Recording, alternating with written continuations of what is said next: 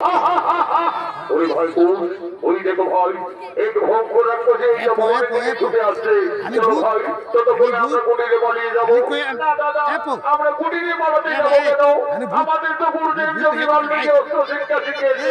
চলো না দাদা সেই অস্ত্র মানে ওকে আমরা বিনাশ করে দেবো। তবে তাই চলো ভাই তাই চলো। এই রাক্ষসী এই তপবনে আর একবার দিয়ে এলে আজ তোকে আমরা সকলে বিনাশ করবো। এত সাল তোদের অনেক বেশি বাবু, আজ আমি তোদের খেয়ে ফেলবো।